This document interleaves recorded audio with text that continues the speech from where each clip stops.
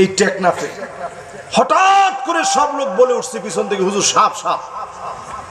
তো সাপ দেখলে আমরা কি করি, সাথে সাথে লাঠি নিয়ে এরপরে বাড়ি দিই। আমি বললাম খবরদার, আজকে সাপ দেখলেই লাঠি নিয়ে বাড়ি দিয়েন না।